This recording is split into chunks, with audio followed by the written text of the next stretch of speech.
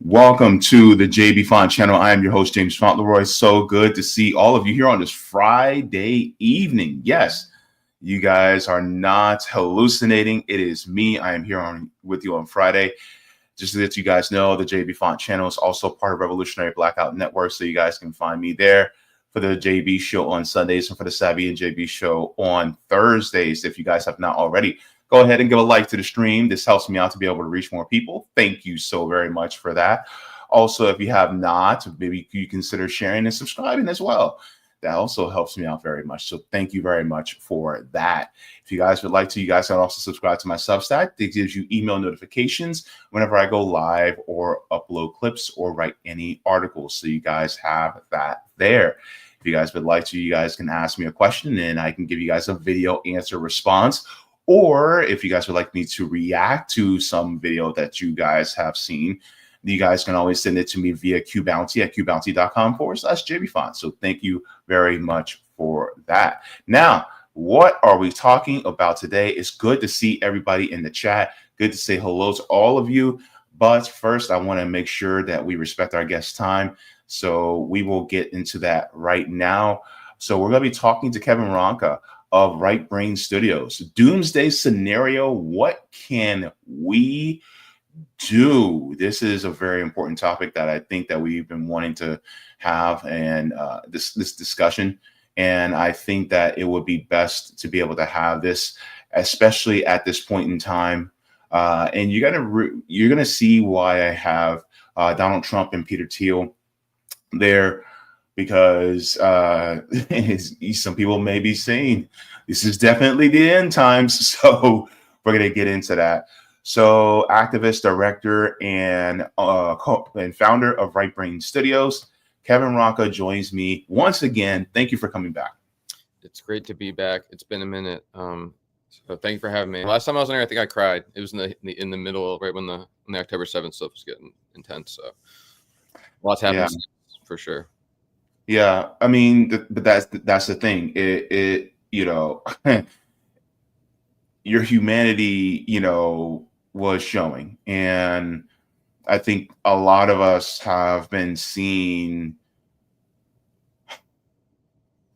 all the things, all the grotesques of human nature have been on display over really the last few decades. When it comes to different marginalized groups, when it comes to working people, when it comes to what we all go through, it is really harrowing for us to have to go through. And I don't know, man. I'm looking at what has been happening over the last week or so, especially with the escalation of the United States doing a military action on Iran and inching us closer to World War III. And it's like, okay, so where do we go from here? Like, what is this doomsday scenario? And what can we do to protect against it? And I know you want to have this conversation. So what is this scenario that you're referring to? And what are some of the challenges that you see that we need to get past or get over? Thank you so much for having me on to talk about this specifically. A couple of questions before I start would be, is there any restrictions on channel, what we can say and what we can't say that's going to get, Well, there is. I can tie in a little bit to the greater point we're going to talk about, but yeah. Yeah. As far as certain things restricted, things about like I try not to say the S word instead of self-harm. Okay. I try to, if I talk about, I don't use the R word, I use sexual assault. I very rarely talk about like the pandemic. Okay, could I say glory to Hamas, glory to the Houthis, support Iran? No, you're not allowed to say that stuff. I mean, I'm gonna be honest with you, because the thing is like that would count as glorification. Okay. They would say it's glorification of terrorism, things like that. I wasn't saying that stuff. I was asking if those were. Yeah, of course you were asking the question. It's just, that's the part about YouTube. Great. I mean, that ties in the larger point, but also would also make sure I don't say things that I shouldn't say, because like I told you, I'm taking new medication. I'm a little more loose lipped. So, okay, that's great. Okay, then and so the doomsday scenario that I reached out to you through a phone call was something that occurred to me. I've been having a lot of deep thoughts. I think initially it started with October 7th, the events after, of like, you started to do some self-reflection. You should, at least, not in a selfish way, but like, how can I be useful? What can I offer? You know, like I think Rome said, everyone always has a role to play. Something, you know, donating money is great. Being another body at a rally is, in some cases, great. But how can we, through what we've been doing in our life, parallel to this point, that we feel unique that we can do, we should be doing? And it goes back to October 7th, because these are connected paths I'm speaking about. So when October 7th happened, we were coming off our best year. We had just done our biggest Cuba event, Death to America. The Death to America, the film, had come out that year, and our membership was at its largest. And our Soviet horror event, which was planned for October 31st, was being done with this very large Soviet influencer. It should have been the greatest, but the day I dropped the trailer was October 7th, an hour after it happened. And I will say, at that moment, between the person I was doing that event with, Mark, I mean, there's a moment where it's like everything just felt incredibly insignificant once the horror of what they did to the Palestinians started on that day. I mean, it was immediate too. They were striking quick and fast, and anyone who already had been following this, like we had for supported Gaza for many, many years, we knew this was going to be an absolute massacre, because this was the biggest move the resistance had ever made, and it was also, and so I think that we retreated a little bit. Me and Mark, I mean, there was some behind the scenes stuff, but at the moment, it just felt like even right brain was insignificant. Like, we talked about being this revolutionary force, the anti-imperialist, but at the end of the day, even if we were the opposition to a Netflix genocide, watching out like a Holocaust happen in real time, it's hard to be over here working on this thing, even if it is, I mean, movies. What's movies? Heads are being blown off babies on it. You know, it's like, and I think it was a good thing, because, and I think what we started doing is telling people not to sign up for the website. I saw a lot of businesses and collectives and things find different ways to kind of balance doing the work they do that is helpful, but also not trivializing what's happening.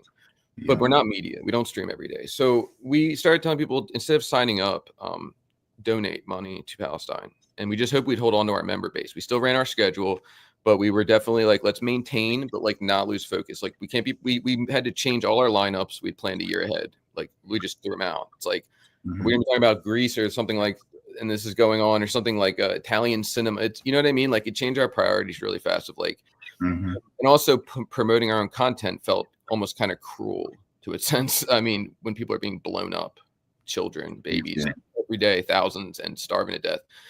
But so anyway, but being done by Israel, by a sort of ally of the U.S. So I guess the point I'm making is like, we thought the best approach was to center Gaza and then just hold out, essentially, hoping that it would stop. At the time, we said ceasefire. That's obviously changed our opinion on that. But regardless of that, I think after, it's still going on, but, you know, to an extent, I think we started to see what our, like, we had the immediate panic, and now we're settling into like something more of stability, because we see this is going to be going on for a while. This is not going to end soon. I think all collective activists are finding ways to be continuously helpful. However, I think that the Iran war, or the 12-day, the Iran 12-day conflict, what it really did was ran as a drill of like, what another major catastrophe like a 10-7 that had ramifications to be, you know, the end of everything. And I don't think people realize how close it really was. Yeah, sure, like nuclear war seems science fiction, but it comes down to a lot, certain miscommunications could lead to a nuclear war. You know, we're dealing with a lot of very hostile world leaders and puppets, and very few good ones, and the miscalculation could be immense through ego, hubris. I mean, that's the kind of stuff that has caused major destruction in the past. So when this happened, the doomsday device that occurred to me is when I started to watch the way Israel, the only democracy in the Middle East, allegedly, how they started immediately reacting to war, to their conflict. They were sort of like blocking people from sharing streams. People were fearing for arrest if they were to post things from social media, images of destruction. Information warfare is incredibly critical and has always been to war, but it's been even more critical now. Israel's biggest exports, its spying technology, and its most powerful assets, obviously Mossad, its intelligence community, able to do false flags. They know they don't have the most powerful army, so they use information in a way that almost nobody's so disgusting and depraved in how they use it that it's become one of its most powerful weapons. I think that's undeniable. Mixed with their censorship and spying and the way they're tangled into the social media in America, they've been able to control this narrative where I feel like if they didn't have that much control, you'd have even less support for it. You'd have even less than they already have of support for them. I mean, they are like, I've never seen in my entire life songs going viral of a country being hit by weapons by a lot of people that once claimed anti-imperialism. Like I mean, anti-war, like I did. Now I say anti-imperialist. I'm not anti-war because I've seen what people, Africa through history, we just curated the entire continent of Africa, all of its cinema from a lot of its countries. So I did a deep dive into African history of I did 50 countries and downscaled, and I would probably never say anti-war again because almost every one of those nations had to go out and bleed for it. Guinea-Bissau against, the colonizers. There's been very, very little's been accomplished in decolonization revolution through anti-war.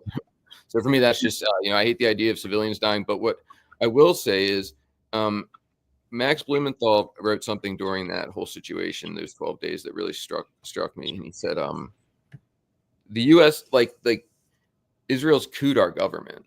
They win every election.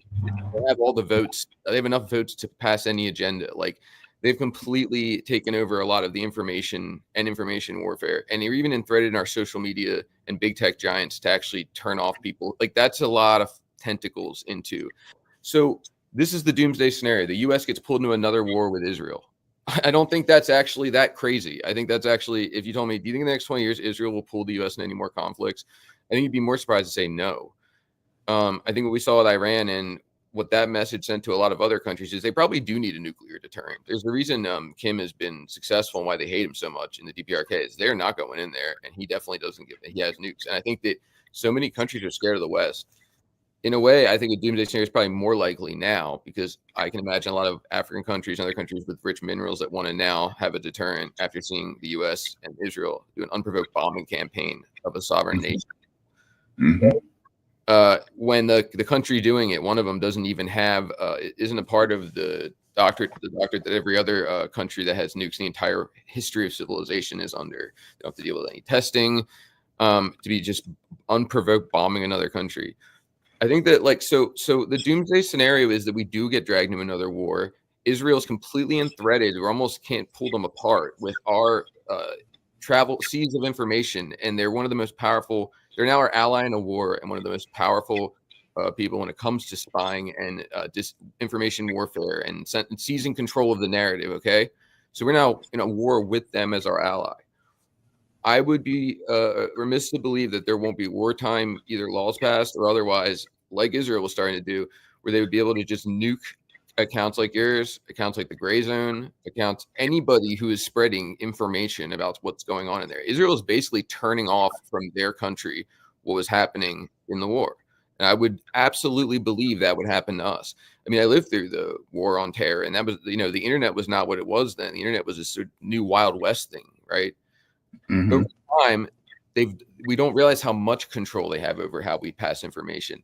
5 companies own everything on TV. There's 5 major, roughly, streaming companies that own almost all the others, probably something like that. And now the internet, in this, which I've never seen till now, we almost went to war, is also now been basically swallowed by 5 big tech companies with also Zionist ties. They have, that's what else you get your information from.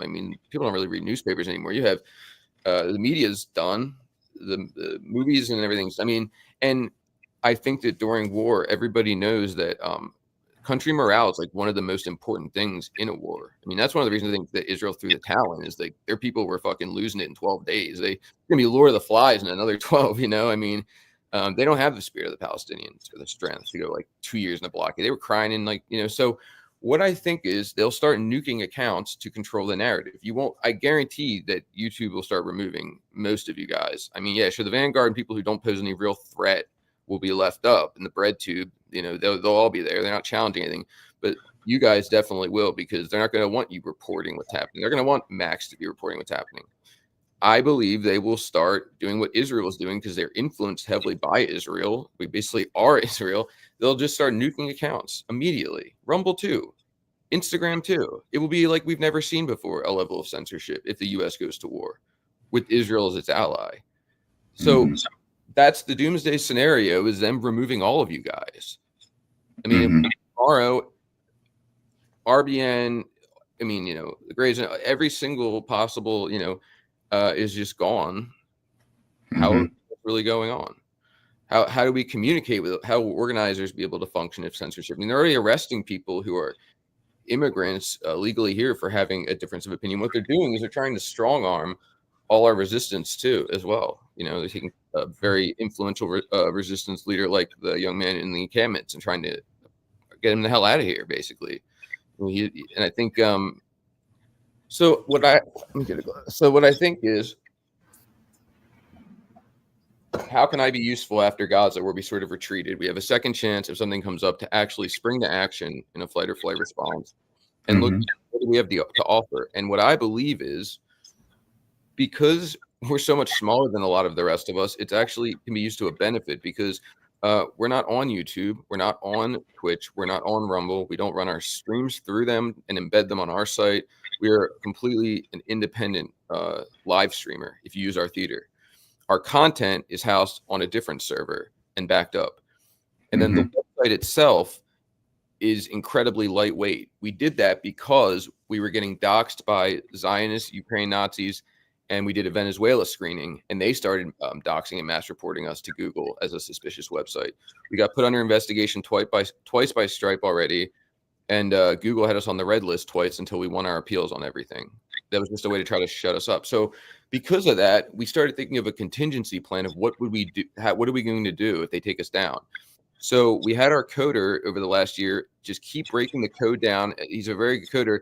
The website itself, that the whole functionality of everything you see, if you took all of the pictures and everything off of it, the sliders, the membership stuff, it's like the size of like 2 MP3s. It's very small. I mean, we're talking about less than a gigabyte, I think, probably way less, probably like 500 megabytes, the whole website.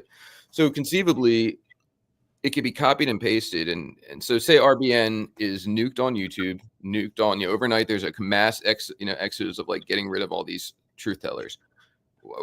What I would be able to do is I would just email you this thing in like, I don't know, 30 seconds. You pick a domain name. It could be RBN, or maybe it could not be if you want to be a little more, make it stick around longer. But if you had backed up all your videos, essentially you could be up and running in like 20 minutes. Wow. You would have your own membership base, and I'm not telling anyone to like get rid of your YouTube account. I'm saying, even if you just had this as a backup and just weren't even using it and it was ready to go, they couldn't shut you up, because later they might find where they are. But there's so many websites that are sort of in this Rolodex of the entire Google, everything that goes through it is like, it would be very difficult to find you guys right away. But if your audience knew through social media and other avenues and where they could find you, or if you had maybe started building an email list, you could reorganize the RBN apparatus resistance, the role you guys play. It could be up and running again in 20 minutes. No longer to one giant, because if all of our best truth tellers are in one place, we understand that in the temporary, but that one place could just send a tidal wave and knock them all out. So then what? Rumble could do it too. Instagram could do it too. Everyone's like, we'll get a red note. But you still have to start from scratch. And then what I'm talking about is an immediate up launch, like throwing a 10 up, and the resistance is back, this aspect of it. And when I speak of resistance, I'm saying the entire global thing we're seeing of like all these different threads and how they fight their fight. What I also know is I could duplicate it 50 times and send it to Richie Medhurst and every single truth teller. That it could probably take me an hour to have 50 of them up and running. And I was saying to you that if we were in a situation that was that dire, even though the website is sort of it's like, a company giving up their secret recipe, it would be so dire to be able to keep these channels open that this is the role we saw after in Gaza. We retreated. We're like, we have the ability, because we built our site the way we did and we don't have 1,000-person right brain theater events. I mean, we use it periodically. That's not really it's a feature of the site, but it's not our main feature. But because of that, we never got hooked up with YouTube. So we just ended up doing the opposite. So we're in a unique position to even if, say, someone from Iran was trying to get word out and they weren't letting him be seen, he could even just go on the Right Brain Theater and we could even just host him and he could just say it, because we're not under any real jurisdiction. The way that our stream is set up is the person who set it up for us, who doesn't even live here, it was legally done though, he signed up as himself. It's part of his business. Like, hey, can you get me a live stream set up? Yeah, we paid him and then his company, and they gave us the stream. It would be very hard to even find it or like shut it down. So there is parts of the internet where we can have the benefits of being able to communicate. You can't go outside your house and talk to people around the world. You could do that on the internet, but a lot of our best people who do that are in a tough position because they could be wiped out within seconds. Yeah. So I'm talking about untethering from that, even as a backup. So in the event when this, and if this war does happen and they're trying to control the sea of information, they might take all those hubs down, but we've spread them all of the real powerful elements of the information warfare in this movement, which is our indie media. We've made them spread out. It's now a lot harder to shut them down. And if one went down, because the site's so light, we copy and paste and send it and somebody else can get it up. It would be impossible. And that extends to activists, because you guys have activists on your show, and organizing any kind of real resistance during a time like that is going to be crucial, because that's the thing. They know that the only war the U.S. ever won, they had national maritime unity behind. I mean, everybody was chipping in. You always hear that from your ancestors. And like, beyond the help of Russia, like people were behind World War II. Vietnam, not so much. It's going to be crucial and a weak time for, in my opinion, the resistance and the anti-imperialists and the people rising up to strike. And I think that in what I call the doomsday scenario, a potential war on the horizon, and that's what I think would be a doomsday scenario, we have to untether from the main 4 hubs, but it needs to be done quickly, because things are happening in real time in a war that could be life-changing and life-altering. And every single form of communication on the internet, which is what we all use, is completely hijacked. They managed to do it, and everything we watch on TV is hijacked. Everything we stream on these giants is hijacked. Yeah, you can't lose the RBNs and the hard lens media. These are a weapon, just like our people who are going to get out in the street and actually physically. I mean, Castro. I always people say like cinema revolution. Like cinema is not just entertainment, and I mean that in strongest terms. Castro and Sankara, all these people made it a major benchmark of their campaigns to seize power. Kim's grandfather wrote a movie. Kim's father wrote a book about cinema as a weapon. Fidel Castro, one of the first things he did when they overthrew, and he was making movies the whole time. Death to the Invaders, those were being put out publicly. The Bay of Pigs, the things he was doing. He knew it was crucial to have that kind of support. You guys, especially, are of resistance to that. The gray zones are resistance to that. We need to keep those strong, or it'll be a lot easier for them to brainwash the people we've already partially woke up. We've shaken a few people awake, but we know there's some of them that will still occasionally slip up and say, no, but we need to overthrow Iran. They're close. Those people will be thrown right back to sleep if we go into a wartime. I've seen it happen. They're good, and then they're like, oh, wait, Slava Ukraine or something. You're like, fuck, man, like you were almost there, and we need the mass. Yeah. We need to stop. The same people protesting is great. But what I don't understand is this. I don't mean to rant, but how come everybody can rally in New York and come together with their liberal counterparts and DSA counterparts to who have thrown us under the bus for the Democrats to get this guy in as mayor, but we won't get out in the street with the America First people against the genocide in Gaza? My own Palestinian friends are embarrassed that we can't mobilize the people we don't like for Gaza. You don't think the people there's people on the other side or in different political worlds as us who feel the same way we do about Gaza and Israel? I understand you can't get out there in the masses with those people and don't want to stand with those people. A lot of people I meet, but you'll align with the Democrats who've thrown us under the bus for a mayor. We're talking about genocide. This is a separate note from what I was saying, but I think that these are the kind of, we need real mass mobilization. The same protest faces every week is nice, but at a certain point, it's a parade. They're not. Yeah, you were the same guys that were already out there, and I don't think they're shaking in their boots anymore. And a lot of times they pay for a permit for a rally, which to me is like, a permit for a rally. You're asking permission to come, and no, I think we need mass mobilization. If there were these America First people bringing their families going out like we do, their narrative that it's just a bunch of terrorists would shatter under its own weight. Fox would have to show mass movements of people who look like them on there, and then their narrative goes out the window that it's a fringe group, and they're also less likely to bring out the riot squad. I think we need a massive mobilization of people in the streets. That takes organization. It will be hard to even organize something that consequential without layers of internet where the communication lines are open. Yeah. And so that's my rant. And I would offer for free, if that happened, we would trigger, if we have 100 of them already copied and pasted, and we would just start sending them out and aiding people getting up and running, having their own stream, having a place they could set up donations, everything could be ready to go in 20 minutes. And that's the role I think we can play, because of the way we built the site sort of from a bottom up, only because we were sort of like we were new to it. So we've had to kind of build this thing from scratch, hammer and nail. And then because of all the censorship we've had to, that a lot of people don't face now already, we had to start sort of fortifying it, cybersecurity and all this stuff. And now we're like, but we could also, like, it's so light, we could send this to anybody. If you think of it, if you took all the content off Right Brain, just thought of it as a fortress with the ability to do a radio room here with the broadcasting and make movies here, it's like, take all that stuff away. It's just a giant empty shell, and you could just send that shell to everybody, and you could just put your thumbnails where mine are, and all your content would be backed up forever. All your videos could be backed up forever. And it'd be very difficult to take all of us down instead of one powerful company being able to just pull the plug in one night.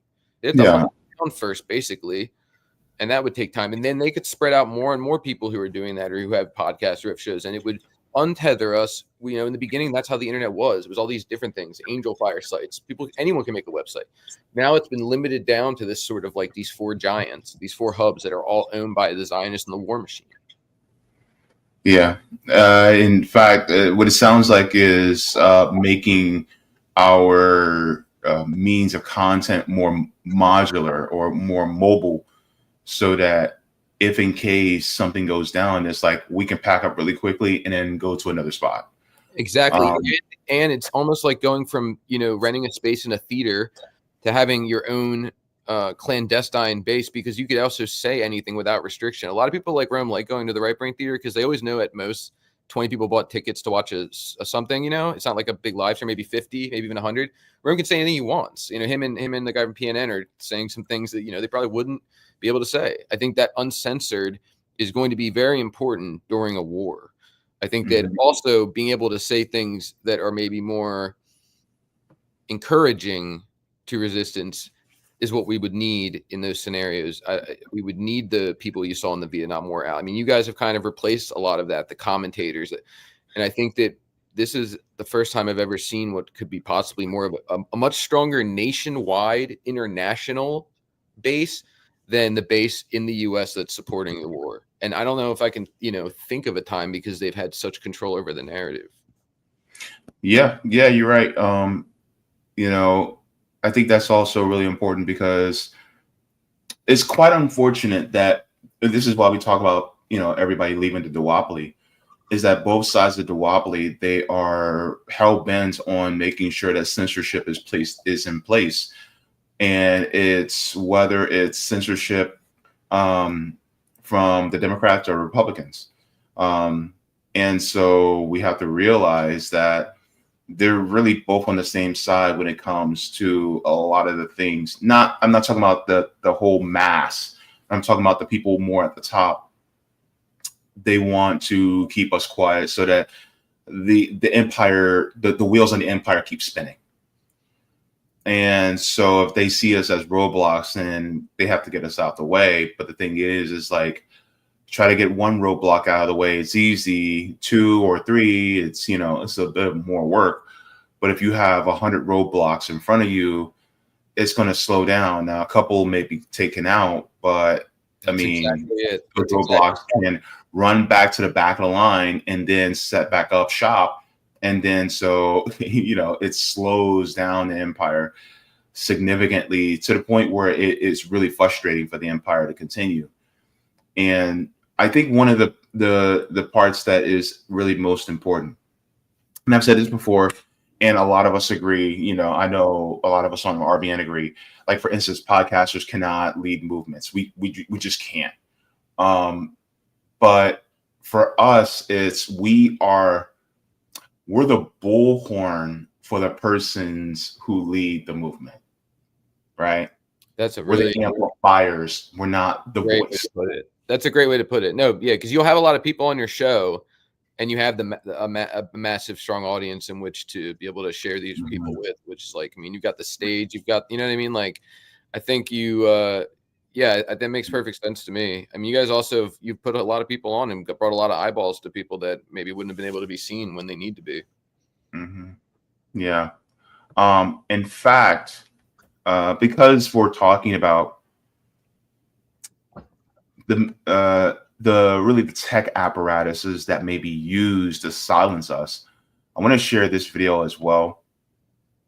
If anybody knows Peter Thiel, who is a billionaire oligarch, basically, I don't know if he realized that he might be the Antichrist he says he's trying to be against, but this actually came out today. And so I just want to play this for you, and then we'll get your thoughts on the other side. This is my very specific question for you, right? Is that you're an investor in AI. You're deeply invested in Palantir, in military technology, in technologies of surveillance, and technologies of warfare, and so on, right? And it just seems to me that when you tell me a story about the Antichrist coming to power and using the fear of technological change to sort of impose order on the world, I feel like that Antichrist would maybe be using the tools that you were building, right? Like, wouldn't the Antichrist be like, great, we're not going to have any more technological progress, but I really like what Palantir has done so far, right? Yeah, I mean, isn't that a concern? Wouldn't that be the irony of history? Would be that the man publicly worrying about the Antichrist accidentally hastens his or her arrival? There are all these different scenarios. I obviously don't think that that's what I'm doing. I mean, to be clear, I don't think that's what you're doing either. I'm just interested in how you get to a world willing to submit to permanent authoritarian rule. Well, but again, there are these different gradations of this we can describe. But is this so preposterous, what I've just told you, as a broad account of the stagnation that the entire world has submitted for 50 years to peace and safetyism? This is 1 Thessalonians 5:3. The slogan of the Antichrist is peace and safety, and we've submitted. First of all, let me get your thoughts, and then I can give you mine. My thoughts. Yeah. Horrifying.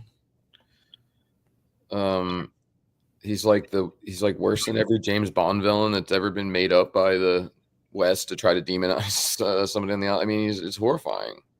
Everything he's saying is terrifying. He's like a dystopian villain. It almost feels unreal. He couldn't even answer for it, which was actually more disturbing, I think, because his mind was searching, and I'm sure he's as evil as he is a brilliant evil person. He couldn't even come up with a PR. But what's even scarier is how comfortable he felt saying that aloud. Shows how powerful he probably is. He didn't really seem to be shying away from it. Was he about to go on a rant that this peace and safety was like? Was he about to defend authoritarianism?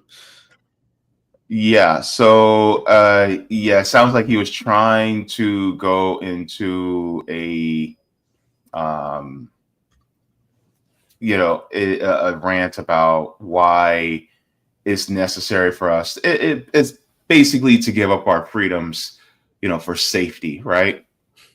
And it's kind of funny because being a former evangelical, when people quote the Bible, it's always interesting to me. Because in 1 Thessalonians chapter 5, verse 3, it says, whenever it is there saying peace and security, then sudden destruction is to be instantly upon them, just like the birth pains on a pregnant woman, and they will by no means escape.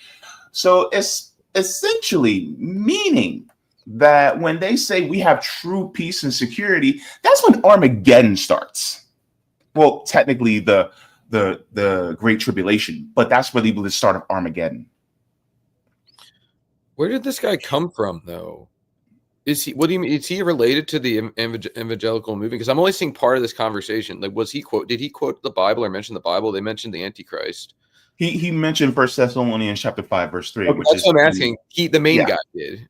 Yeah, that's what Peter Thiel was he mentioned. That's which horrifying. basically, if he is somebody who is invested in all these different surveillance and military technology and pushing this mass surveillance and technology, and then he can say, oh, well, we brought peace. It sounds like Darth Sidious. We brought peace to the empire. It's like, you're saying you're doing what's good for the world, but at the same time, you're actually, it's like, we're not safe because you put us in a cage. Yeah, I mean, the guy's obviously a psychopath. Anyone who would be anyway profiting off of all these horrifying things he was naming his investments is obviously a psychopath, and someone who's addicted to money, wealth, power, all the horrible. I mean, they make up a cabal of people that essentially are destroying humanity, which is why I think that one thing. I mean, I was on the edge of my seat like everybody else, though I felt bad losing focus for momentarily. But I thought at the time it was more related to Gaza than it ended up being, because I felt that Iran, I'm not in any way speaking down on Iran. Maybe there's a part of me that just hoped in sort of breaking a ceasefire deal, even just allowing more food to get in would be like I'm not saying to hurt any of the people of Iran's, I'm just a armchair quarterback, I'm sure critics would say, but if they could have even fought for a truckload of food, because I have friends.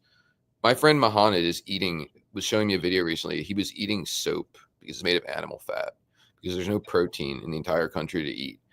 So I would say, like, at this point, the only country that I'm seeing consistently stand up that's Arab for Palestine and making it like their number one, and even if you kill hundreds of us, is Yemen and the Houthi rebels. And I spoke recently with a mother who came over here. She's actually the mother of a Palestinian filmmaker who lives in Florida that I've become friends with. The one thing I did when this thing broke out was try to meet more people in Gaza. And it's changed my perspective from it's become a lot stronger. Since I was last on your show, one of my friends was killed, and he died in the arms of another friend of mine who's 18 years old, who I was running a GoFundMe for. And I just think if anyone could picture holding your 18-year-old best friend when you were 18 and them dying in your arms. I know other people have lost 24 or more family members since October 7th. To put that in perspective, that's more than most people lose in their life. Yeah. I have a big Italian family. I'm not even sure if I've been to 20 funerals, let alone 30 plus. So in just 2 years, one thing we've also, I think, seen in this conflict is the resilience of the people of Palestine, the people of Gaza. And I think that infuriates the people of Israel. They barely could handle 12 days of conflict that was minor compared to what's going on. It wasn't even on the same spectrum, and they were already starting to crack. We were watching people in Gaza completely being starved to death, live, being shot every day, having all their houses blown up. And one thing people don't know about Gaza is the people build their own, often a lot of people build their own houses. I know people have built their own house, as their family expands, they'll continue to expand those. If you see the way Gaza looks, and he was explaining this to me last night, my friend Monair, the houses, these sort of things, like they didn't used to be there. One thing his mother told me that was kind of eerie last night was she said to me, my family in Palestine, who she talks to every day, she said, one thing it's nice is, because they live in Florida, is she said the breeze is it's breezier than it's ever been. It's 17 degrees. Like we can feel the breeze for once because there's nothing there. All the houses have been blown up. Most of the buildings have been blown up.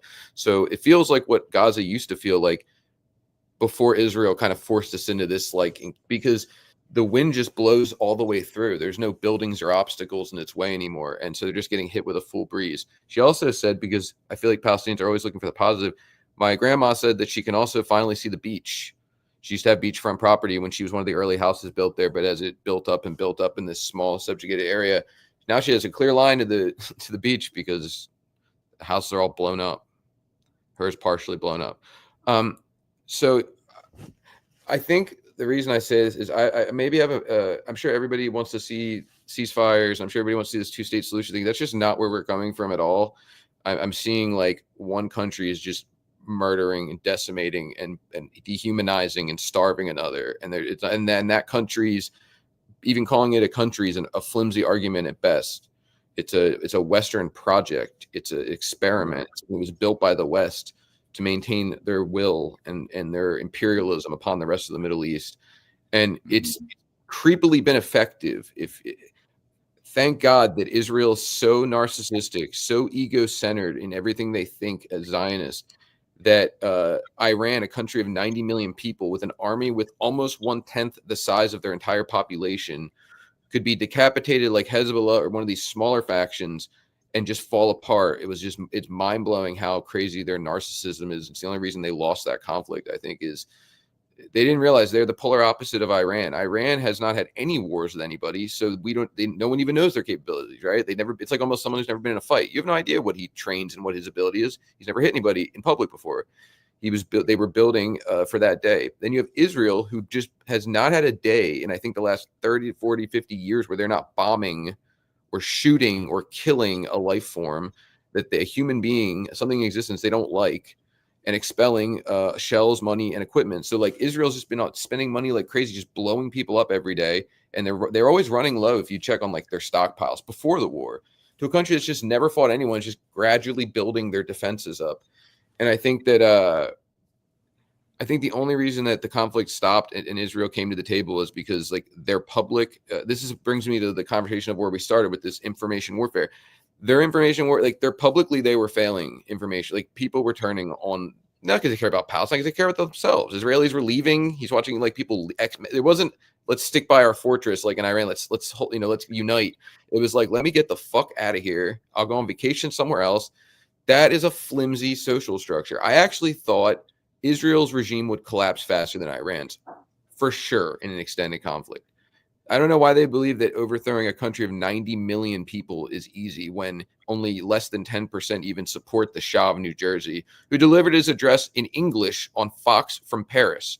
He's been back to the country since he ran fleeing to a private jet with his family, and at the time he left, he was 17. He's since lived in a New Jersey mansion that I believe taxpayers likely pay for, because his family was so heinous they were chased out by student activists who took hostages. I think that like Israel is really weak, but I think that the only thing that partially holds them up is their information warfare. And I believe in a war with the U.S., they might even be better at it than us. But I think it was obvious the Mossad agents were being captured and were being hung quickly because they got trapped in Iran when the war started, and they thought they'd slip out and it'd be over quickly, and it wasn't. And they got stuck in there and they got rooted out quick because, they told everyone to turn the internet off, and they were definitely monitoring. And I just noticed it was a mass catching of Mossad agents. And I think after that happened, this relates to why I think it really ended. It had really nothing to do with peace. Like, we shouldn't think in any terms that it was people were talked off the ledge of a possible war and apocalypse because like people became peaceful and diplomatic behind the scenes. I think it was through the restraint of Iran and its sheer power that I think Israel went begging for a ceasefire. They were being obliterated, but they did a great job. And this is why I think it's also really important that I bring this up is look at Zionists. They still believe they won. That's how powerful information warfare is. Even some people that are centrists are like, it was a huge loss, and that's why it's going to be very important if this happens to keep the mobilization on the side of the anti-war movement. And they're going to convert a lot of people really fast if they have all the information. We're going to need RBN and other channels to also communicate what's happening in the event that happens. We become so reliant on the internet. We need to untether, even if it's just your backup plan. Because I was telling Ron this the other day, I'm not saying RBN should move to this and have their own memberships like Right Brain has. I'm saying you could have no member. You don't even need to have that aspect set up. You could just put all your content there, and just in the event it went down, RBN could be up and running with its own structure in 20 minutes. I think that we would be offering, in the event of something like that catastrophic, to just start mass sending them out for free. Just give the recipe up, just send it to everyone for free, because people we know that have built their own streaming sites, I'm not going to name names, but like even Criterion, most streaming sites just use a template from Vimeo. It's called an OTF. It's like you pay them for this plugin, and then you customize it. And then I think even those could be censored. I think Vimeo probably has an apparatus, definitely, that if they found someone using their product incorrectly. So I would even expect to see, control over the streaming sites and a much more patriotic, anti-imperialist, and Islamophobic as well. Islamophobia is out of control. They're trying to remove anybody who poses a threat to the narrative. Don't get convinced. Don't think it's just, sure, they want our killers locked up like Rome often talks about, because in a resistance, those guys would probably be our best resource. Those who have actually fired guns, those who have actually, fired on police, those people would be assets. They want them locked up on minor infractions. They want to put them away. But like, I think that you guys will definitely be a target. I do believe that. I think that anybody who poses any threat to the narrative is a target. Well, I think we're already targeted. One of the reasons why, like for instance, I just hit 5,000 subs, this year. We are severely throttled, especially on a lot of our channels. Like for instance, why am I not monetized anymore? Right. Yeah. That's the first thing they always do when you're a target is they yank your money off something minor, right? It was some minor infraction, wasn't it? Well, I basically showed the Palestinian resistance fighting against Israel, and so that was promotion, quote unquote, of terrorism, because I was reporting on what happened, and basically I showed nothing different than what Richard Medhurst showed as well. And Richard Medhurst also got demonetized on YouTube as well with his hundreds of thousands of subs. And he's also facing jail time as well. Yes, he is. Yeah, or at least the threat of jail time. That's scary. I mean, that's really scary. Yeah, and the thing is, it's like he's a journalist that is for the self-determination and sovereignty of different countries and peoples democratically. There's and so the attacks on him, the fact that they detained Hassan Piker, like when he was coming back from France. What they find 4 Pokemon cards and some couple games from Switch or something. I can't believe they searched him. What did they think they were gonna find? Yeah, it's like even just the most innocuous people who have the most innocuous takes are being closely monitored and watched. That should be scary to the people who really are I think you guys definitely push a strong revolutionary message. I think if they're going after Hassan, like I've read, then you can only imagine what they'd have in store for you guys. Mm-hmm. Yeah, and so when I look at the threat of silencing us, this comes across our minds all the time. Those of us at RBN, this is why we try to move in a way that's very careful. But it's good. It gets to a point where even if you move very carefully, they're still going to try to deplatform you from speaking the truth about what the empire really is. And you know what? This is also a really good point. Christy says the Uhuru Three, which was Chairman Amali Yeshitela, Penny Heston, Jesse Neville, who were part of the African People's Socialist Party. It says, and the Biden Department of Justice somehow tying them to Russia and foreign agents. And yeah, I was actually there because they were tried in federal court here in Tampa, and I traveled to Tampa to be able to cover that. And so what's sad is that they will go after them. They also started to, I think it was Josh Hawley. Is it Josh Hawley? Trying to go after PSL, Party for Socialism and Liberation. Africa Stream, we messaged that we told them, we said we would give them like we're talking about these contingencies, we would never give it away for free unless we were in that Doomsday. I left a comment, it got all the likes. I said, you guys just hit us up, we'll set you up for free. We'll get you set up right away. I mean, that's such an important channel right there. That's where it came to mind right away of like we should help them any way we can to get up and running again. They have the membership base to they could be able to pay their own way. I think if we can, then they definitely can, because they have a big audience, huge audience. And so I reported on RBN on Sunday about how Africa Stream had to close down, and really was from pressure from Antony Blinken against Africa Stream for speaking out against imperialism, especially throughout the continent of Africa and throughout the African diaspora. And so, these things are always a huge concern. So there has to be contingencies in place just in case. This is also another reason why we, expanded different platforms. This is why I have a Kick channel now. If anybody is interested, I have a Kick channel. Same idea. You're spreading yourself out in the event. Yeah. That's why I at least would like to just close by saying this is an open call to anyone watching this who's running in any aspect of the information war we might be at with the imperialists.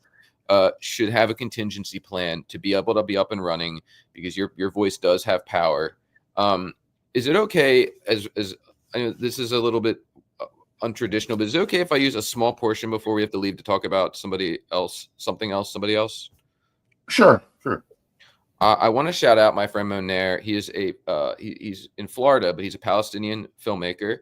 I've become very close with him, and one thing I notice the more I meet Palestinians, especially those who follow the Quran, which they often sometimes read me passages from, is I feel like I've known him my whole life. I feel like they're welcoming nature, and they're just this.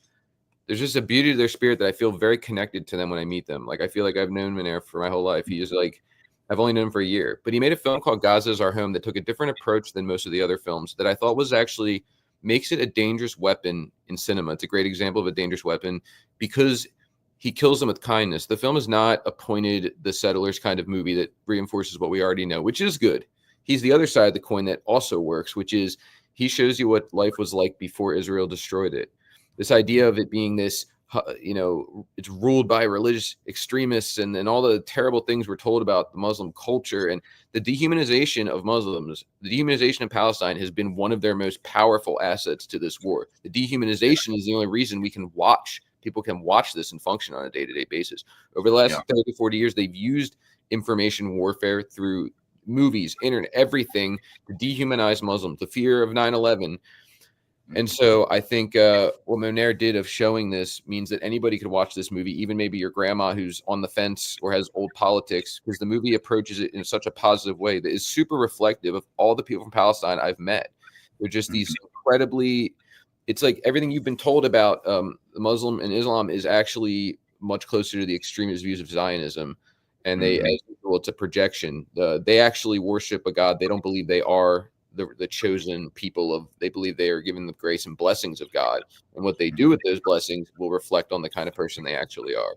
The blessings of everything that good that happens to you does come from God, but your call to action is how you use them. And I think that I just want to put the point on Monair because I think that you do a great job. I think, and look, Right Brain is open to any kind of critique anyone wants to make. And everything I'm about to say has nothing to do with the channels like you and the Grays and the people I fuck with. Excuse me. But I don't understand why a lot of these more indie media channels, even some that we both know who have these followings, they never have anybody on, like rarely from Palestine. Like it's a lot of times the same activists with big followings and like the community leaders and even commentators from other channels. But I just rarely feel like I see the visibility of like actual Palestinians. And a lot of times they're talking about Palestine. I think it would be absolutely huge. And we've been trying to do it. But unfortunately, the critique I'll give us, we just don't have the following for that kind of content as far as like we're not like a channel. I mean, we don't every day like do streams and stuff. So when I do try to do them, it doesn't get a lot of viewership. I'll do them on X. But like my friend Mohanad, so he go on any podcast, and he's the guy I was talking about who's eating soap right now. And usually he's had to go to like a local hospital because that's the only place that he can even get internet. And he actually has gone there and during some dangerous times when the IDF was far just to be able to get his message out. And like he's always smiling. It's amazing that every time I've ever streamed with him, even recently, he was still smiling, even though he hadn't eaten in 3 days. Donuts are $10. I mean, like, I would love to offer to anybody beyond just our website layout for free. If in that warning scenario, potentially maybe we might start rolling them out in a different scenario, making them super affordable to start encouraging people to untether from them. But if anybody wants to have Mohanad on, talk to him on the phone. He's always looking for someone to talk to. He makes films. If anybody has a podcast and want to have a guest that's like actually in Gaza right now, has actually seen this firsthand, has seen the death and the destruction, I highly encourage people to reach out to me. He's actually broadcast his number before when I've live streamed with him, and just people have like hit me up saying like I'm having him on my show, or like I've been talking to him on the phone, or send him money. Like money, I mean, I know that you probably get hit up on a lot of these different. I saw Misty saying something. I know that there's a lot of these GoFundMe's, but most of them are legit. And like the money, you could literally save someone's life. I mean, it's at that point where it's not like the old days where they tell you that you could actually save a human's life by donating money. But if anybody wants to have Mohanad on their show, he's awesome. He's a Palestinian filmmaker. He's filming in the rubble, but also Monair, who made Gaza is Our Home. The film is online for free. He is a Florida-based Palestinian director. He has a Twitch. I've gone on there a bunch of times. His community, like sometimes when I do people's podcasts in the past, like I look in the chat and they're talking about like Bernie Sanders, and I'm like, we're talking about like something, what African cinema, something way over here. I think that he's cultivating a strong audience, but I think that his movie can actually change a lot. It can actually be a real weapon. I think you could wake up anybody with this movie. It shows the side of Palestine and Gaza we never see, which is pre-conflict, and the beauty and the just what it really was, that community really was, and it's opening, and that's what I wanted to use my time for. I feel like he deserves the time more than me. If I had 5 minutes, I wanted to talk about him and people like PNN, these Palestinian activists, artists, filmmakers, even just people in Gaza. I hope more people use their, like you guys have used with your stage, your microphone, to let these people get on here, because we need to hear this stuff from a lot of them, I think. I mean, I'd rather hear from the guy in Gaza sometimes than like the analysts about Gaza. And you guys are great. I watch you guys. I watch the Gray Zone a lot. Like, you guys are the best. But it's becoming harder and harder to find those voices at a time where I feel like those voices are. And that's, I mean, my own critique. I wish we could do it more. I'm not, it's just, I think, I know people, if you want to have Palestinians on, reach out to me. I will put you in touch. Just, you know. Well, let's get him on this channel ASAP. So he's that we Florida can too. He's not far from you. He's in Florida. We'll do that, and let's get him on as soon as we can set up a time and a stream. Then we will do that, and I hope you all are who are watching will share, and so that people can actually see Palestinians. Also, while we're giving shout outs, I want to give a shout out to Russia, who is part of the Florida Palestine Network, FPN. And also for the students of Justice in Palestine here in Orlando, Florida. I want to give a shout out to all of you guys who are doing the damn thing here in Orlando. So, they're doing a lot of great work here. Special shout out to Sabiha, who is also part of FPN. And so, these networks, these groups that are doing what they can for the Palestinians, they definitely do deserve to have, their voices heard, amplified, really. Because a lot of times, like, they are using their voice. It's not loud enough. Like, the Zionists have a huge, platform.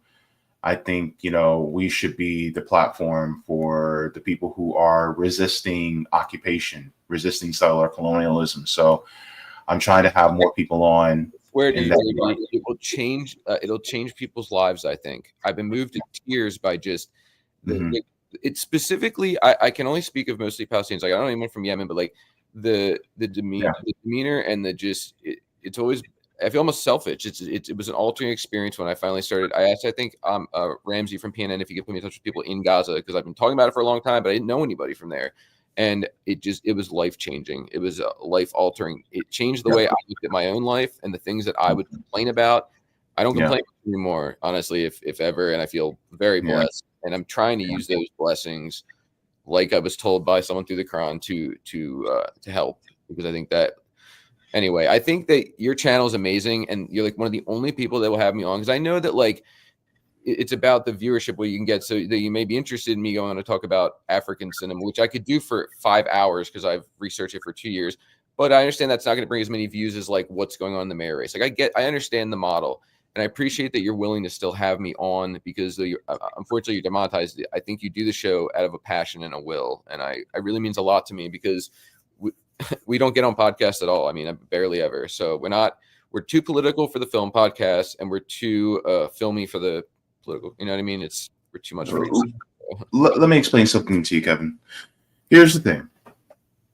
And people, like, for instance, this is a constant discussion between myself and Savvy, actually.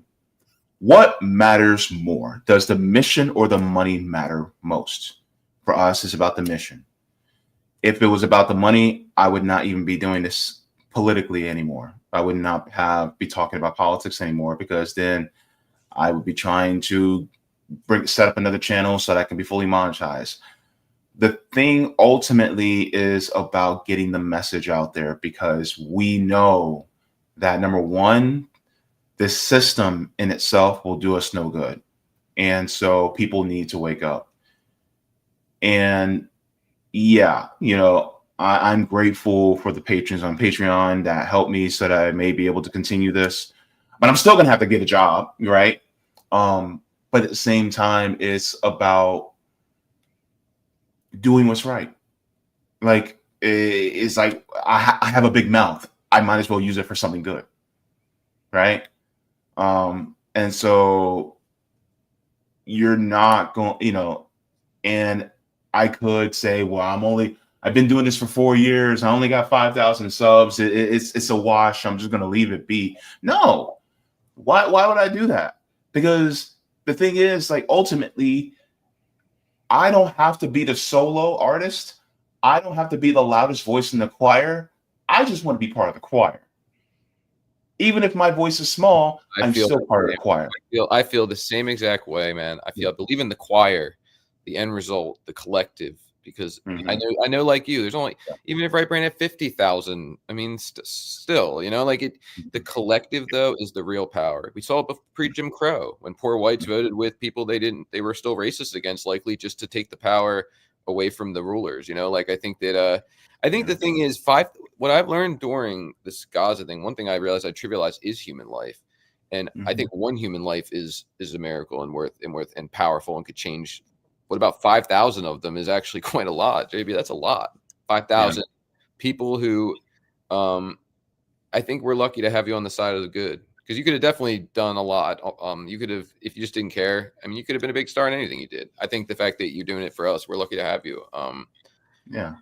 You guys are doing a great work, and you're not, your heart's not just in the right place, but you're doing what's right, and that's also. That has a lot of weight to it. And so I appreciate you guys for what you guys do. And I'm also a big believer that art can move hearts. And I think that's what the goal is to move hearts in the direction for liberation. Because if you don't move the hearts, then you can't move people at all. And absolutely. Absolutely. I want to tell you, I want to give you a big hug. I'm going to Orlando in September, and I'm renting a car because I'm going to go ride. My friend has Arabian stallions and a farm, and I'm going to go ride horses with him. I'm super stoked and eat Palestinian food. But regardless of that, I am going to be close to you with a rental car. I will drive all the way there just to give you a big hug. I'm a hugger, right? I know that. I just knew it. I had a feeling. Yeah. And not that 2-second hug. No, this shit's gonna last like 20 seconds at least. Dude, honestly, there's been a few people I've met online, like the guy from Palestine News Network in Rome, who I've gotten to meet in person. Like when you don't, you watch them a lot on your screen, and then you get to meet them. It's Rome's fun in real life. God, he's so funny. He's fun. He's so funny. We slumber partied in one hotel. Me, Mark, him, and his friend he had very recently met. That he was trying to basically change and bring over to his side. And we all just camped out for 2 nights, just boys' night out. I mean, it was only like two beds, we were slumber partied in. It was a blast. And you got to think, I hadn't seen Rome in a year, and I only ever spent 2 days with him in my life in person, 3 days, that one weekend. And he is like hilarious. We were just laughing it was so much fun. I mean, he's a lot of fun. I know people may think like he has that side, obviously he's very much in his beliefs and you don't want to fuck with him, but it's underrated how funny he is and how much fun it is just when you get to hang out with him. Yeah, definitely. I can't wait till he comes back. He wants to come back this year to Orlando to do another mutual aid event. Yeah, that's gonna be a blast. We should go in September so I can see him. That would be the greatest link up, man. He should. We'll talk. Yeah. If I can plug one thing before we go, sure. I spent 2 years curating an Africa Rising collection. It was one of the few things we didn't scrap when we had to reschedule everything, and I started with all the countries in Africa, and then we whittled it down to 16 collections, 4 from each. So what I found out, I didn't know anything about Africa when I started this. I hate to say it, but I was glad I wanted to. So I spent 2 years on it because I also wanted to learn myself about African cinema. We were going to make it one collection, but it expanded into 16 collections, which, if you can think about it, is about how much content we had on the site at that point from every country combined. So we dropped this. We basically built like a separate building to house all of the African cinema. I learned about each country and I did the artwork and I curated it into 16, 4 from each region. We didn't do South Africa though. We did ignore it. We moved some of the Southeastern African countries like Zimbabwe, Madagascar. We kept those, but I got to learn so much about it. But one of the most amazing things is in doing Right Brain is we don't try to sort of teach. We kind of go on a journey ourselves. I found out that every single region in Africa has its own voice, style, character, and uniqueness, but then every country within it as well. And it's all about its geographic location, who colonized it, its culture and history with art, its culture and history with or anthropology. Like it's a great true cultural echo of a country. It's unlike, it was such a fun journey. But it was also tragic and painful, but there's just so much there. Cinema from Burkina Faso, each one is its own sort of story behind it. You know, we had the Cinema Under Sankara, which is the movies he put out in those 4 years he was in power. He single-handedly saved Burkina Faso's film industry, which had been completely left to neglect on purpose by the puppets before him. You know, at one point, Burkina Faso had the most important film festival in all of Africa that 500,000 people would attend. It's not the biggest country in Africa. It was so influential, and that was sort of their contribution. It started as like a few friends getting together on weekends and doing little screenings, and the government saw what it was useful, and it blossomed into 500,000 attendees. Which, if you know anything about film festivals, that's insane. I mean, that is like, I don't think Sundance. I mean, that's an insanely massive film festival, and I mean, and then like, so you have the 4 films that came out under him, where he saved the, this thing then was left to neglect and rot, and then he saved it. It's one of the first things he did. He revitalized the entire film industry. More movies came out in Burkina Faso under Sankara than ever. I mean, you have the Guinea, dude. I know we have to go to the Guinea-Bissau collection because each one has a story behind it. In Africa is amazing. They fought what was called the Portuguese Vietnam. They call it. It was when they were fighting off their colonizers from Portugal, and Guinea-Bissau had a revolutionary leader named Cabral. And he knew that Guinea-Bissau didn't have the technology to make film, like to produce it, because he needed a laboratory. So he basically took 4 of his most promising art students and sent them to Cuba while he was fighting for liberation as like the chosen one that would lead to making Guinea-Bissau cinema. And they studied under Alvarez, who was we've had some of his stuff on the site. He was Cuba's one of their best filmmakers. So he studied at their institute Castro had. Then these 4 chosen one were in what's called sent out into the bush, in the bush filmmaking, which is what the collection's called. They were just thrown out there while the Guinea-Bissau revolutionaries were fighting for their independence and freedom. They were sent out guerrilla style to film it, like the Cubans did. And it was amazing because the footage they then sent out would only go to like the Soviet Union. Like very few people would let them develop it, but they did send it out. That footage has never been seen before. But what's so crazy about Guinea-Bissau and the prophecy being fulfilled is Cabral's 4 promised students did end up achieving his dream of making the first cinema fully independent in Guinea-Bissau, launching their film movement. But that film was his obituary because he was killed before he got to see it, which to me is like, I was like, whoa, like he became the first film ever made in Guinea-Bissau, and they did win independence, and they did get to start their own film movement. So we have, each and we even, if you scroll down a little bit, you see Africa Rising is its own row, like it's its own section now. So if you go down, it'll be, no, you keep going. Yeah. So it's its own category now because it's so massive. So below that, it will be, if you keep going down, it's a little bit further. So yeah, then you have series, and then this is Africa Rising. This is all the collections. If you click view all, you can see they're all totally different. I mean, we did, Eritrea. We did all of them really that I felt. A lot of them that didn't get picked because we only picked 16 countries out of the, it just didn't have enough cinema, or it was really hard to find it, or cinema hasn't really, unfortunately, played a huge role. The Bongos one is kind of great because, I mean, that was like a sellout puppet family, but the one thing they did that was good was they basically reinvigorated the film industry in Gabon. But they didn't do it to be like moral or just. They did it because they just loved movies, and they were these like kind of Obama Kardashianite type rulers that.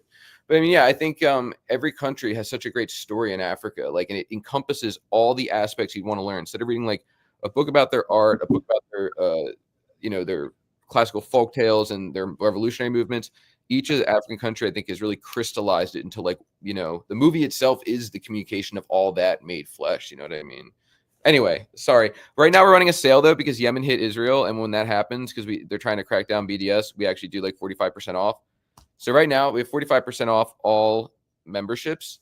So it's only $30 for a year. You get access to everything on the site and our screenings.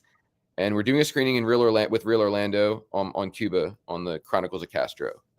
Tickets will be available for that in person or virtually. All right, sorry. I had things I had to get out.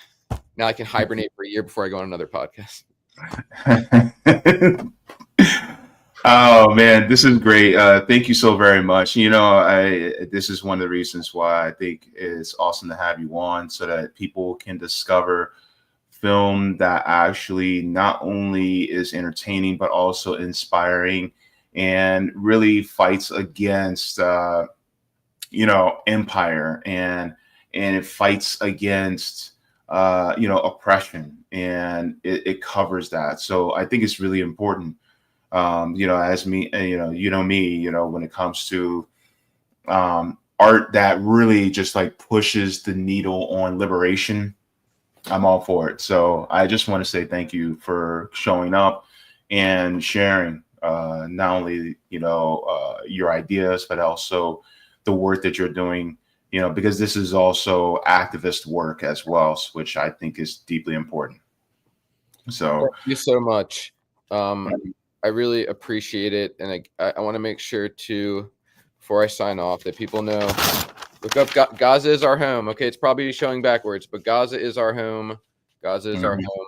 For Monaire's home. Please look it up. Go follow Monaire, Monear. I had to do it. I love him so much. Go follow Monaire, and he will unlock a world and within you, and give you a perspective. Please go watch his film. Thank you for having me. All right. Thank you so much, Kevin. And I'll see you in the interwebs. I hope so. I hope so, my friend. Much love. All right. Bye-bye.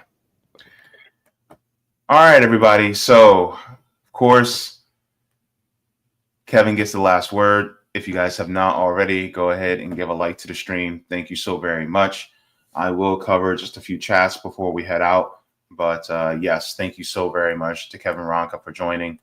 I think this was a worthwhile subject to get into, especially since, honestly, we have to talk about the doomsday scenarios that, we're plagued with, that we have to, confront when it comes to the system and how it operates. And so I just want to make sure that we do that. So what I'm going to do first is I'm just going to do a shout out to the patrons on Patreon, and then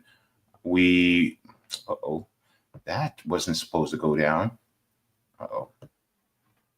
Hang on just 1 second.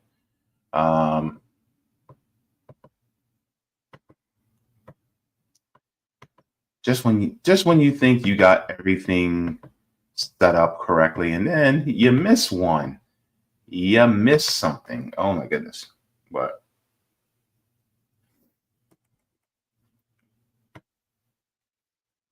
All right.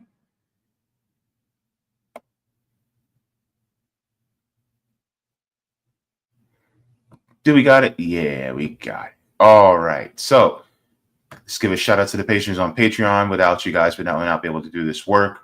So here are the tiers so that you guys can see exactly what is what. Let's go in here. All right. So we have Mega Jaybefaunters, Super Duper Jaybefaunters, Super Jaybefaunters, Jaybefaunters, Comrade, Solidarity, and JB members. And to all future members, thank you so very much. I had mentioned that person before, Champa Breeze. But all future members, thank you so very much for keeping the lights on. It definitely means the world to me, and we appreciate it very much. And just by the way, just to let you guys know, yes, my channel is demonetized. So if you like to support the channel, you support via Patreon or PayPal. And by the way, Sunday's my birthday, just in case if you're feeling a little generous. But thank you so very much for that. Let's get into the chats. We have some chats on the Rockfins. I'm sorry, on the Rumble side. I don't have Rockfin anymore, but we have some chats on the Rumble side. Let's go in and share the screen and say hello to people on Rumble. All right, let's go here. So No to GMO says much love to you, JB, and everyone in Free Palestine.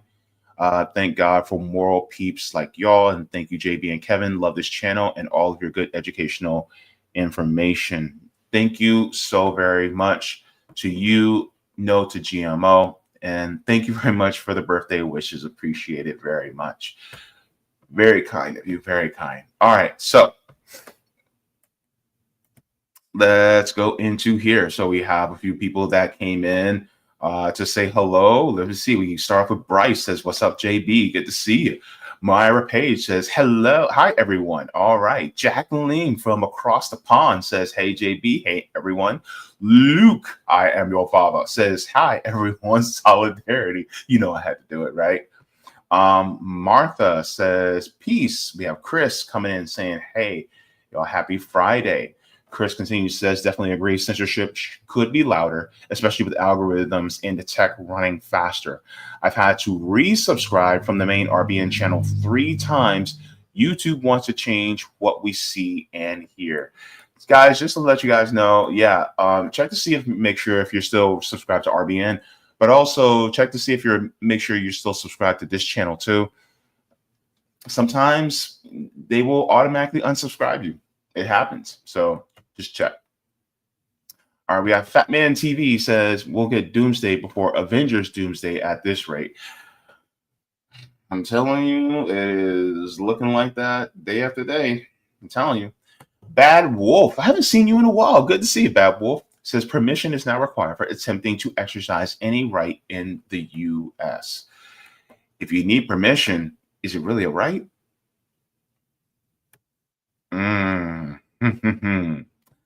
Myra Page says older men declare war, but it's youth that must fight and die. Herbert Hoover in 1944. Yep. Eid says organize the hands off no kings attendees. Most don't know that Indivisible is a Dem Party front group. Yep, absolutely. Now, I was reading an interesting post on Instagram that actually said that yes, these can be front groups for liberals and the Democratic Party.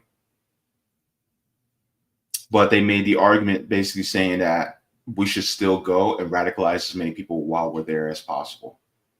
So if they're not going to be like, for instance, I heard that they're not going to be talking about, I think it was Professor Zinkins that said yesterday that they're not going to have any demands about in regards to war because they're supposed to be doing another march. No, come there with your keffiyehs, with your Palestinian flags, with your African flags. Those of us who are Black Americans, bring your Juneteenth flags if you need to. Put out your signs for reparations. Put out your signs for, no war with Iran. Put out your signs for land back. Put out your signs and look, take it over. And people get mad. Oh, well. Are we for liberation of everybody or not? Right? So, that's all. That was a really good point. But yeah, I saw that on Instagram. It was an interesting take, but I can't necessarily disagree with it because you're pushing people to realize that real liberation means across the board. Martha says Clinton abolished monopoly in media.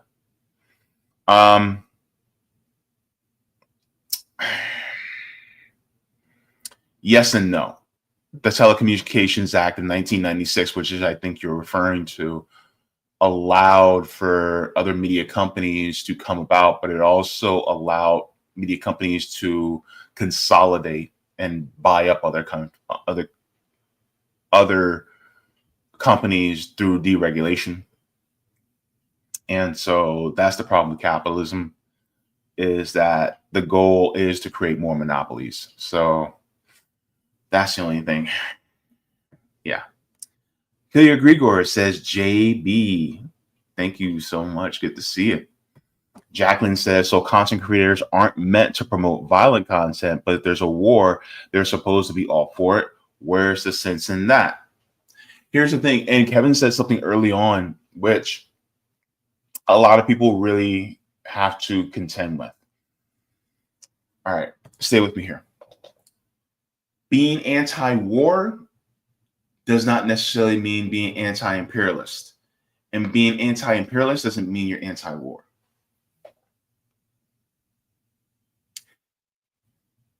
Anti-war basically means you don't want anybody to fight, even if it means that the group is trying to fight for their liberation. Even if it means they're trying to resist, you just don't want them to fight. Being anti-imperialist means that you're against wars of aggression towards, imperialism and taking things over. But you are for people resisting occupation, resisting governments or peoples trying to harm or exploit your people. There's a difference.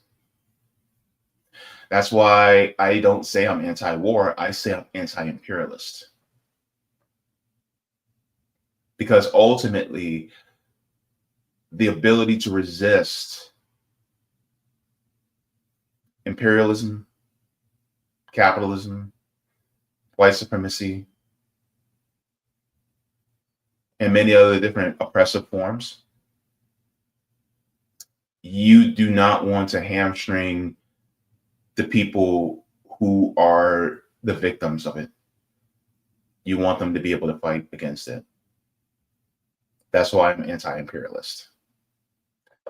All right, thank you very much for that. Killian Grigor says, dude owns the Ambrosia Corporation, allegedly. I don't know anything about it. Says drains the blood of young folk to transfusion to old rich folks, and he's talking about antichrist-ish. I don't know. Like, I'm just hearing about this for the first time, so I'm gonna say allegedly. But Peter Thiel has a lot of contradictions, and he says one thing, but he does something else. Joe Anthony says Peter Thiel should not. The Peter Thiels, basically, people like him, should not exist. This is one of the best examples of what's wrong with this system. Agreed. This is why we have a system that doesn't allow for a Peter Thiel type to come up. You know what I mean? It's like making a system where infections can't grow. You know what I mean? It's one thing to try to get rid of one, but if you make it so that it can't grow at all, well, then that's an ounce of prevention is worth a pound of cure. You know what I mean? So thank you very much. And yes, I will be Googling that. I gotta look. All right, so let me see. Thank you very much, Sheila, to give me birthday wishes already. Oh man, you guys are very, very sweet. Okay, Grigor's happy soon to be birthday. Yeah. And then Roger says RIP to Walter Scott. Also, Trump deported lead singer from the 80s group Loose Ends. Bring her back and deport Ted Cruz. Roger, hey. You know Ted Cruz looks like that vampire uncle from the Munsters? He looks just like him. Is Ted Cruz a vampire?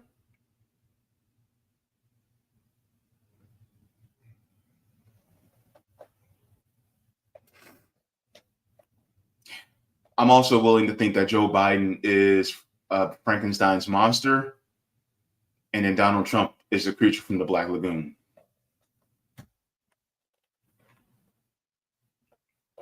Right. Okay.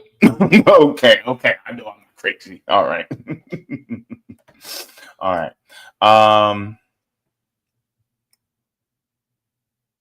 Marlo says, yep, I was unsubscribed again. F to Google, fourth branch of U.S. government. Yeah, a lot of people, man, just make sure you're subscribed. You know, a lot of times they will kick you out. And Bryce says, happy birthday to you. If I don't make it to your stream on Sunday. Yeah, thank you so very much. Yeah. And thank you very much, Jacqueline. Yeah, it's time for me to go. My brother is hungry. Trying to think of what I'm gonna have. I don't know. I had oatmeal earlier. I don't know. I'll figure something out. Anyway, thank you so very much to everybody for tuning in. I will see you guys. So I might end up keeping the stream up. I might, but I'll wait for about an hour or two after the stream ends, and then I'll make up my mind then. But yeah, go ahead and tune in. Get your views in so far if you want. And I will see you guys on Sunday for the JB show on Revolutionary Blackout Network. And yeah, look forward to clips coming out from the past live stream on Tuesday. I think I got one more clip coming out tomorrow. So that will be that. And thank you guys so much to everybody. Be sure to also look into becoming a member of Right Brain TV if you guys would like to. They basically is the anti-Netflix.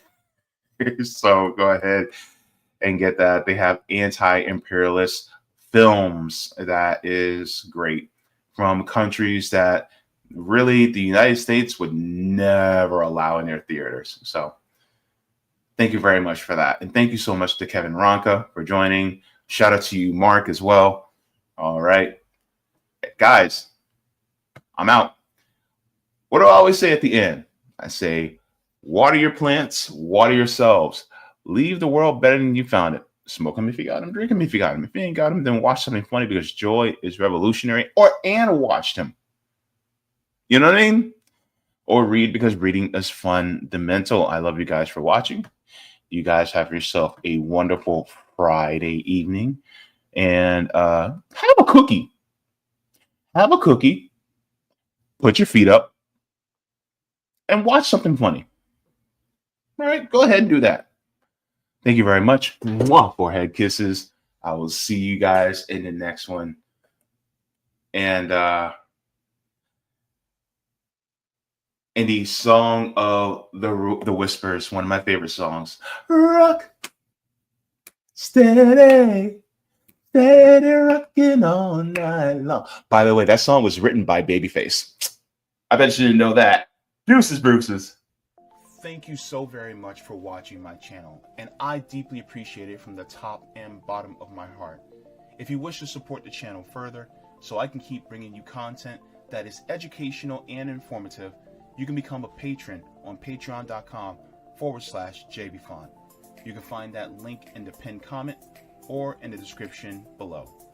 No matter what you give, you'll be supporting independent media and education that helps make the world better. Thank you so much, and you can watch more of my content here. Mwah. Forehead kisses, and have a beautiful day.